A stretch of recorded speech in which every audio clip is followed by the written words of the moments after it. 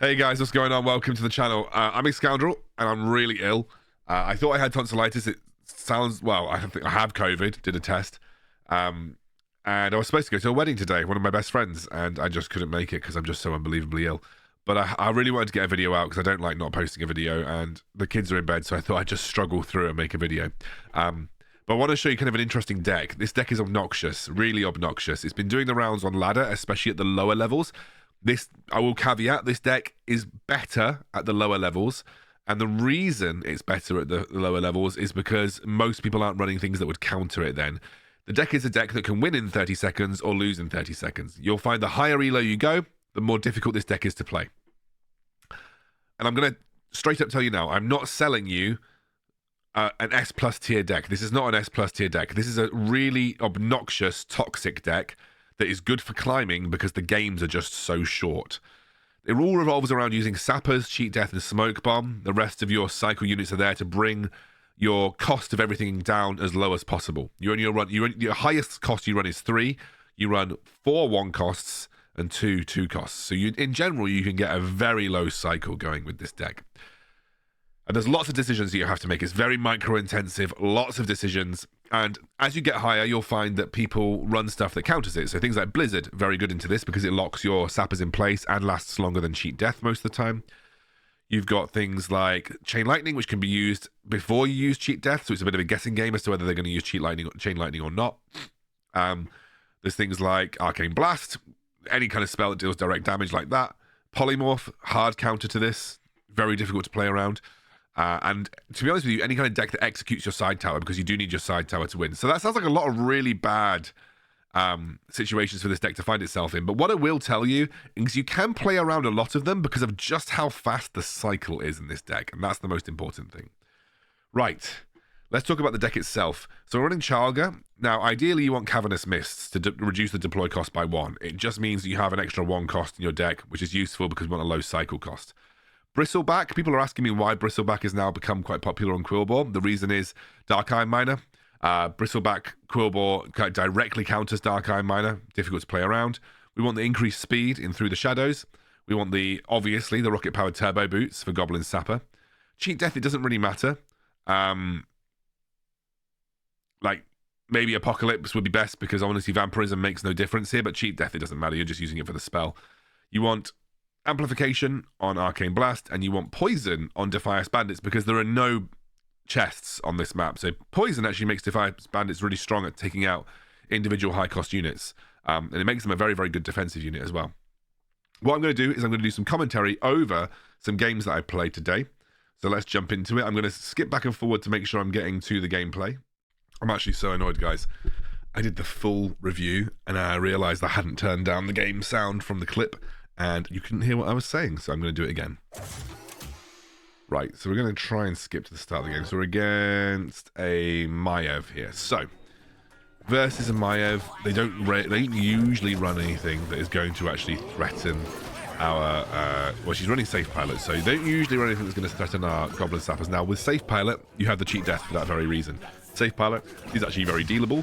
You're actually seeing something that I'm using there that's quite difficult to deal with, which is double Arcane Blast versus Sappers. But Safe Pilot, probably one of the easiest things to deal with because Cheat Death basically directly counters it.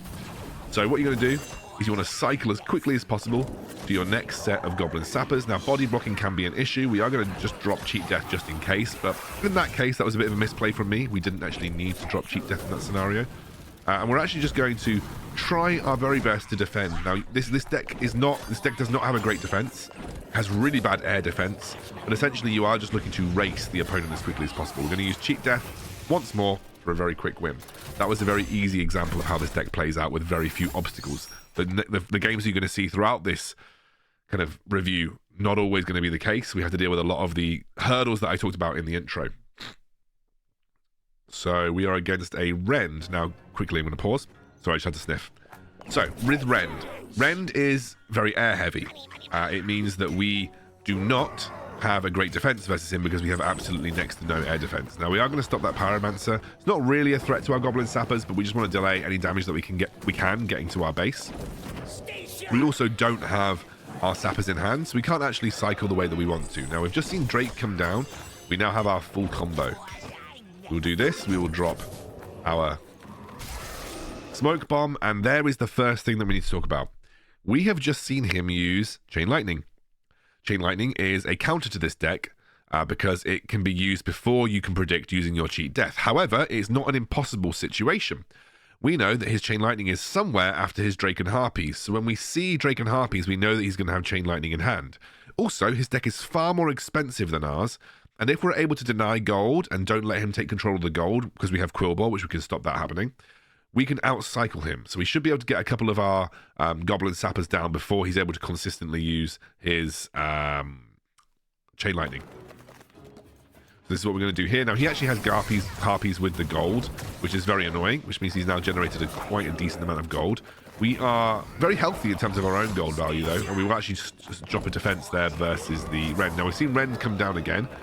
We have not seen another Drake or Harpies, so we know that they're not coming. We have used Cheat Death just in case the cycle was wrong, or we didn't want to take the risk. You can't really afford to take the risk with this deck. That's one of the big things that I should mention, is like, difficult to take the risk with this deck. You just kind of have to say, okay, you know, if I have that combo, I should use it. Now, we know that he's got Chain Lightning in hand now, so we're going to use Cheat Death as quickly as possible. And he does use the Chain Lightning there, but it's not good enough. We should land at least one of these Goblin Sappers, which we do. So we use Chain Lightning, we use Cheat Death before Chain Lightning came through. We're not that bothered about the Harpies, by the way. They should die pretty quickly to the tower. Now, he definitely won't have Chain Lightning in hand now. He has got the safe pilot, so we'll use the Cheat Death just to ensure something lands. And we simply need to get one more... Oh, 1 second, guys. I can just hear my son throwing stuff down the stairs. Sorry, my son was just throwing stuff down the stairs. All right, so we know that he's probably got Chain Lightning in hand again now, so we want to be able to use the Cheat Death pretty quickly. We're going to use it now. Now, really, I'm actually using it quite slow, but he will probably Chain Lightning me. No, he doesn't even Chain Lightning me. Well, I knew he had it there or thereabouts in his hand, so it was better to use the Cheat Death just in case. And that's how we beat the Rend player there. We're going to jump into a Baron game. Oh, my son's crying. 1 second. Man, I managed to get the first recording off with absolutely no... I thought the children were asleep. One of them is not asleep. So I've given him some more milk, and hopefully he'll settle down. Right. So where were we? We were against a Baron, weren't we? Yes. So again, we have the Sappers in hand, but we do not have the cycles. We don't have our full cycle. Really, it's a bit awkward. We have Bristleback, which is quite nice, versus things like Defiance Bandits. Defiance Bandits are also a bit of a counter to us. We've just seen them get used. We are going to drop the Smoke Bomb. And there is the Blizzard. Now, the Blizzard comes out. The Blizzard is a direct counter to this deck. It's not unbeatable, right? And I'm going to show you why it's not unbeatable. Now, I made a mistake there. I used Cheat Death. As soon as I saw the Blizzard, I should have held my Cheat Death. The reason I was holding my Cheat Death was for the Blizzard. So the fact that I used it is really kind of stupid. But Baron is going to be significantly more expensive than this deck. Similar to the Chain Lightning in the Rend deck, what we need to do is outcycle. We need to know that Blizzard was used somewhere after things like Necromancer and Griffin Rider. We know kind of where it is in the deck. So we just need to try and outcycle. Now, we are actually coming up to... he's got quite a big push here. We're going to probably have to use a couple of Arcane Blasts, which we do, which deals with the majority of the stuff there. That cycles a 1 and 2 into our deck, which is very dealable. And we are then going to use our little fellas once more. We're going to hold on the Cheat Death. No, we're not going to hold... Okay. Another misplay by me. Could have held on the Cheat Death. I understand being cautious because he has got Defiance Bandits, which definitely could have been dropped. But Defiance Bandits probably would have stopped us regardless there. So a little bit of a misplay from me. Didn't need to use the Cheat Death in that scenario because there wasn't anything to hold it for. Now, it's very likely that we are going to be having a Blizzard back in hand because we can just see the Griffin Rider got dropped. Now, we could go for a very quick play here. We're going to hold on the... Well, no, we have to use the Smoke Bomb. We're going to hold on the Cheat Death. No, we didn't. Okay, so I don't know how. I think my goblins must have started their attack when the Blizzard came down, which means that I didn't actually get caught in the Blizzard. But I shouldn't have used Cheat Death there, realistically. I was lucky to have got away with that. That's the way I put it. I was lucky to have got away with that. But now we know Blizzard has gone back into his deck, so if we can cycle quickly, we can get back there.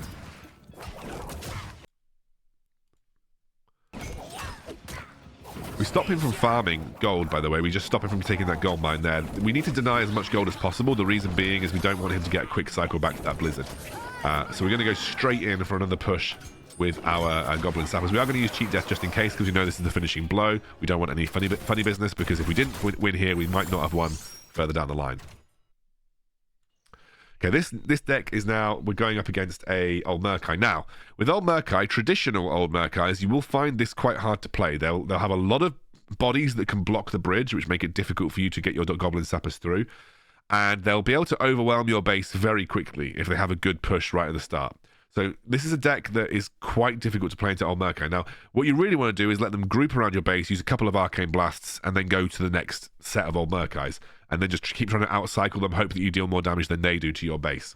This Old Murkai was not a traditional Old Murkai deck, though, so some sort of wild Core Hounds Huntress Old Murkai deck, which was way too expensive. But nonetheless, he obviously is trying to go. We are going to use our Cheat Death because a couple of stray hits from the Core Hounds or the Tide Hunters there may have spelled the end of us. Now, we know that he's trying to push onto our side tower. Now, this is another important point about this deck. You have a big weakness versus things like Jaina Execute decks, because that side tower is basically how you win the game. You need to keep it alive for at least 3 cycles at even levels of your Goblin Sappers. Versus Jaina decks, that might not be possible. So we're going to go again as quickly as possible versus Old Murkai. We will use the Cheat Death, even though we didn't actually need to, because he didn't hit. But obviously, you know, difficult to predict in those circumstances, and I did have a 1-cost Cheat Death, so it wasn't like it was costing me a huge amount of money. We just delay them getting to our tower just a bit more here. Now, I've gone a little bit over-eager on the defense there, but we're going to wait until they all attack our base. You see, I'm trying to get through the gaps with the Huntress. We will end up Cheat Deathing here as well, just to make sure that the safe pilot doesn't take us out, but that is a win after what was a very odd Old Murkai deck. We could have lost to that Huntress as well, because if we lose that side tower, then we kind of lose our attack power. Oh yes, so this is the game that I lost, and this is versus a Thalnos. I'll pause here. Versus a Thalnos or a Jaina, you know they're going to be spell heavy, you know it's going to be difficult, you know you're going to have to play around things. Thalnos has traditionally run Arcane Blast, which are cheap and easy to deal with, and also very difficult to predict. They're very instant. And also very likely to cycle quickly back to. So, there is not an unwinnable matchup. No, there is no matchup that is really completely unwinnable. I mean, there is when you get later on, but like the Jaina Execute matchup is basically unwinnable. But especially at this level, you know, like between 0 and 3k, you can pretty much win any matchup that you run into. Now, this is a weird Thalnos Shaman deck that I have been seeing on the ladder quite a lot. I'm just trying to delay Thalnos as much as I can. Now, I'm going to use Smoke Bomb here, but he is going to double Arcane Blast me. Well, he's not going to double Arcane Blast me. So this is the first mistake that I made, right? I used Cheat Death, but I didn't need to. My goblins were about to launch. He didn't actually use anything to stop me. And it didn't look like he was going to either. So I didn't need to use that Cheat Death. That's the first mistake here. Using that Cheat Death might actually cost me the game. So once again, he's pushing onto my base. I'm going to try and use whatever defensive tools I have, and we will immediately use we should have used Cheat Death straight away here. We didn't. We got punished for it. Cheat Death versus Arcane Blast is actually really good, because if you just predict the Arcane Blast, then it's not a problem. But we know that the Arcane Blast is gone now, so we're going to go for another situation here. We might just use Cheat Death just to be sure. Yep, there is the safe pilot, so we go for the Cheat Death. And actually, the first Cheat Death, if I still had that in hand, or if I used my Cheat Death slightly earlier versus the Thalnos here, we probably would have been in the winning seat. Now it's a case of just having to desperately push our way past. Now we know that he's going to have a double Arcane Blast here, which he does. But unfortunately, I'm not able to get my Cheat Death down in time. And actually, that first Cheat Death that I used probably cost me the game. If I was able to get one more set of Sappers down, or use my Cheat Death earlier versus the Arcane Blast, we would have been in a really good spot. That was just a game that I could have won, but I ended up losing. Right. We are now going to play versus a Baron. This is another Baron. It's going to be an interesting matchup. We don't have the combo in hand, so the best thing that we can do is try and cycle through to it. Now, versus some decks, you might just want to test the waters with the Goblin Sappers and the Smoke Bomb, just to see if they have anything at the start of the game to respond to you. I can see that he's got Defy Us Bandits, which are obviously going to be a bit of a problem for me if they sort of spawn directly when my Sappers are trying to go for the kill. But he doesn't have them right now, and that's fine. There's the safe pilot, but we are going to use Cheat Death just to make sure that we do land. Boom, boom.